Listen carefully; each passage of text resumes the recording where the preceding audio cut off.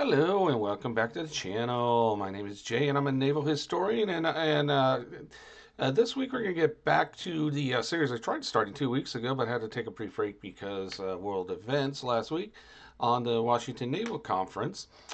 Again, I gathered nearly 30 sources to go through this, had some help with Notebook Elements AI, which is part of which uses Gemini.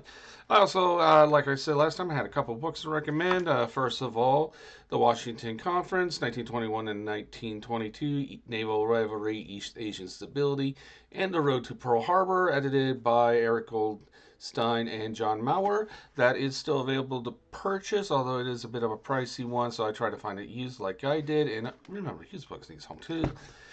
And also, uh, Sadao Asada's fantastic book From Mahan to Pearl Harbor, the Japanese Navy in the United States, which does give you background on where the Imperial Japanese Navy was coming from. So, with that said, just a reminder on some of the background in which the Washington Naval Conference kind of came into being because and needed came into being because of a fear of another war on the tails of the First World War. And that the Anglo-German naval arms race was still fresh in everyone's minds, and the Harding administration in the United States did not want to spend ever increasing funds on building a navy to protect two coasts as well as overseas territory, especially the overseas territory in the Pacific, uh, including Guam and the Philippines, as well as Hawaii. The Japanese came into the conference. They were seeking parity with Great Britain and the United States, especially the United States. The most militant. I will note the most military officers of the Imperial Japanese Navy did not take into consideration that the United States Navy needed to have near equal fleets on two oceans, and it was that the United States was trying to keep the Japanese at bay. It's just the Americans realized that next war they probably have to fight on two oceans. And the Royal Navy sought to maintain its 100-year dominance of the seas that they had established at Trafalgar in 1805. It also still had a far-flung colonial empire, and because at that time it could still be said that the sun never set on the British Empire. So once we get to the conference, besides the United States and Great Britain and Japan, the next two key, excuse me, key uh, states involved were, especially the naval fleet sizes, was France and Italy, and they were key participants. So when it's said that there was a Washington Naval Conference, there's actually three treaties. There's a nine-power treaty, a four-power treaty, and most famously the five-power treaty. So, going over it real quick, the four-power treaty is probably the least well known of that, and that was between the United States, Japan, Great Britain, and I forgot who the other one was off the top of my head, but I believe China may have been involved. Basically, that four-party treaty just negated an understanding that in treaty that was negotiated back in the Jackie Fisher tenure of the Admiralty between 1904 and 1910. That the Royal Navy basically ceded command of the Western Pacific to Japan, and the United States did not like that treaty, so the four power treaty pretty much just annulled the previous understanding between Great Britain and the Japanese. The nine power treaty, the bigger one, that actually codified internationally the open door policy that the United States had with in regards to trade with China. Um, so basically, it was guaranteeing equal access of European entities in the United States to Chinese markets, and that actually did work for a while until Japan decided to just straight up invade. But the big one everyone talks about and refers to when they talk about the Washington Naval Conference is the Five Power Treaty. That was between the United States, Great Britain, Japan, France, and Italy. Part that everyone talks about is the 553 2 ratio.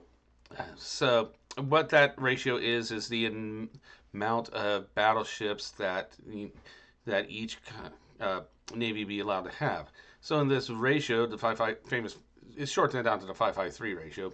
The United States would in Great Britain be allowed to uh, have basically in that ratio they have 5 battleships for each for for 3 of the battleships for Japan. So,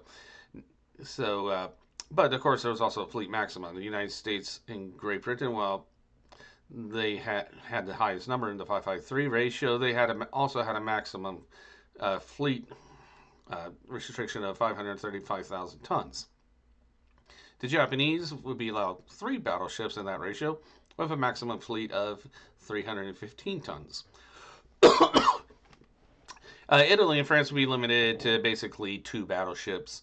In that, I don't recall what the ratio would be, but it is just over 200,000 tons. Now, when I say tons, here in naval parlance, I'm referring to tons of displaced water.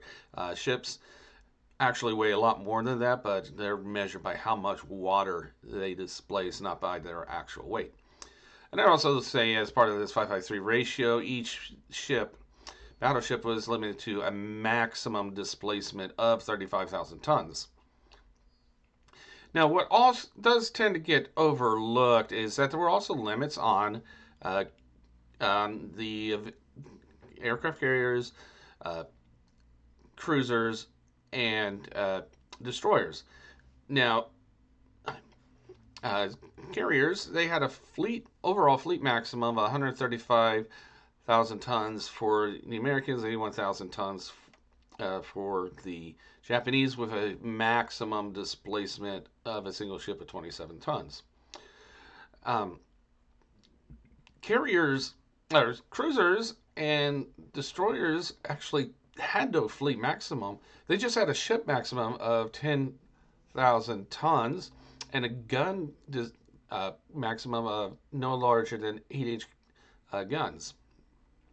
What is interesting, though, is they also snuck in a fleet restriction for submarines at 53,000 tons, which at that stage, most submarines were only 750 to 1,000 tons of displacement. So those fleets, that's actually generous. You still get 53 subs easily during that time period.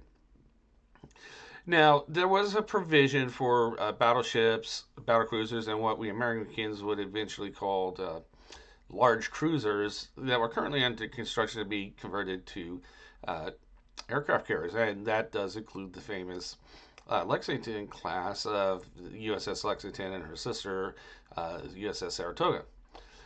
Another thing that occurred is there were restrictions on U.S. based developments. So, as part of the agreement for the Japanese agreeing to uh, basically the 553 ratio instead of their preferred 10-10-7 ratio, is the United States actually froze development on bases west of Hawaii, which would, as we see during the early days of the World War II, once the Americans got involved, this was actually something that caused a lot of issues as the Japanese were just able to overrun pretty much everything on their side of the international date line within a couple of months when they got into the war. And I should also note that the British also agreed to this agreement. So with that, we'll go over the aftermath next week because that does set up a lot of things that would eventually escalate into the Pacific War. And like I said again, this is all interesting stuff to me. I found it fascinating. I'm not sure I'm going to continue to research with this after this video, as I have other projects I want to work on, as well as other video ideas. So I hope you liked this. Please share it with someone who Would be interested. Also, subscribe if you haven't. I have put all the sources as well as links to the two books in the description. If you're going to comment, please be kind and respectful to everyone. And I will see you with the conclusion of this series next week. And I hope you have a good weekend. Bye bye.